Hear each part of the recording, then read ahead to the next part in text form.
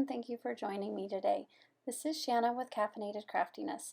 I am super excited today to be part of the 25 Days of Christmas card series with Courtney Krieber. She has collaborated with a different person for 25 days straight, and I'm excited to share what I made today. Our collaborative theme of choice was to create a card using a non-traditional Christmas stamp.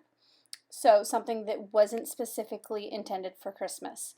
I, being the lover of all things caffeinated, chose to use MFT's I Miss You a Latte. I believe it might be retired, but I just couldn't resist grabbing it and using it and channeling my inner red cup from our favorite Starbucks.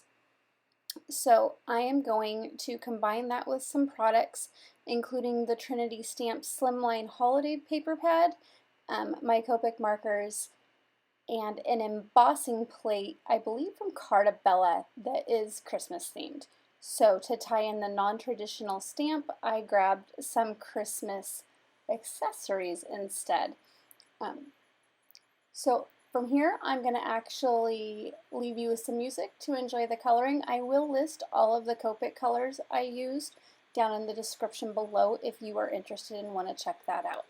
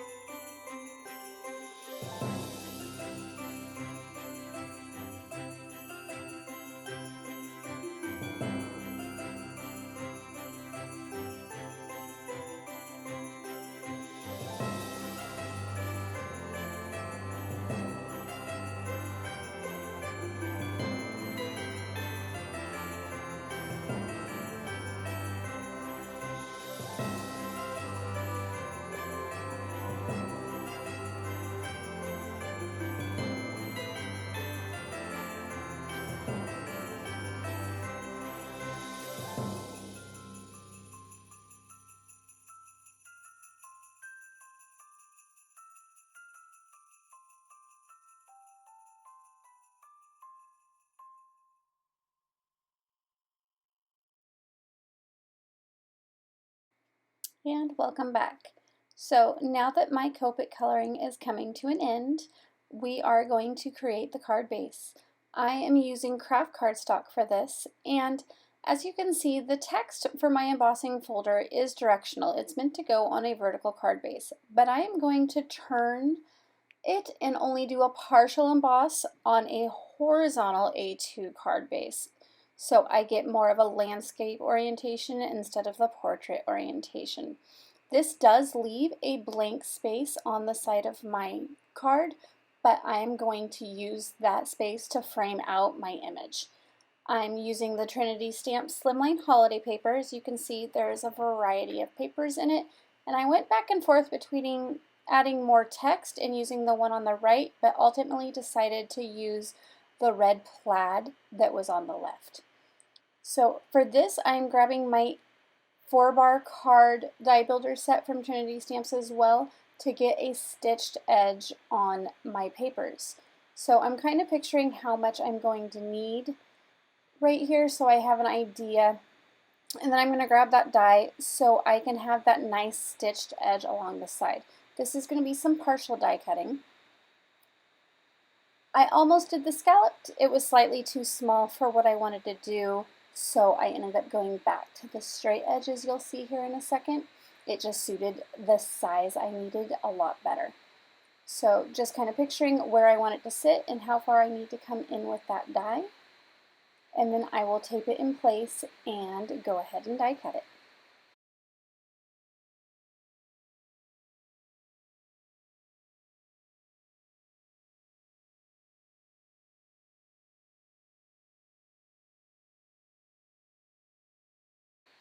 After that edge has been die cut, you can see the stitch line coming down the side.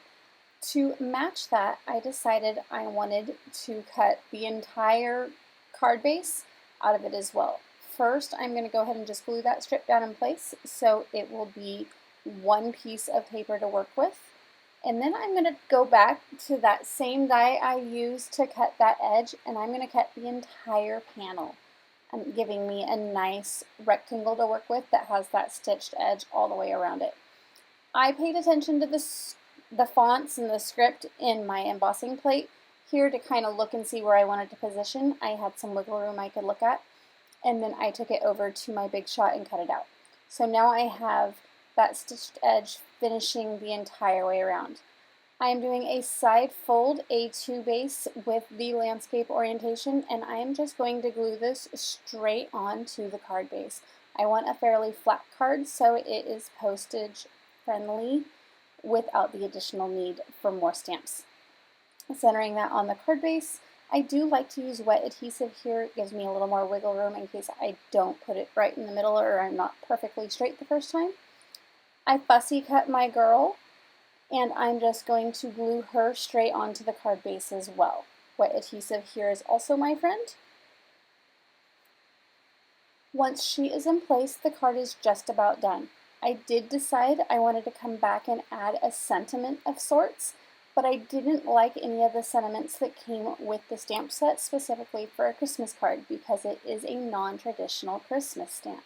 So I had that scrap that I cut my base from, and I used the words Merry Christmas and mounted it to a scrap of that same red plaid paper with some foam tape to tie it all together. I'm going to take that and add it to the card base opposite of my image to give the card some balance.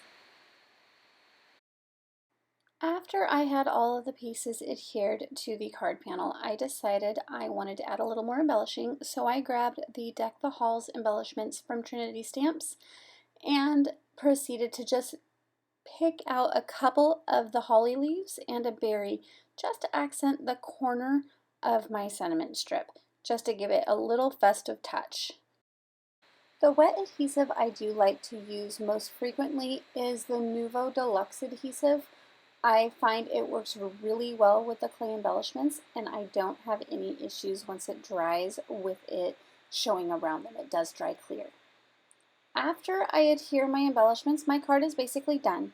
Another thing I did that I don't believe I talked about earlier in the video is I did add a little bit of stickles to the coffee cups on the gold parts just to add a little bit of sparkle.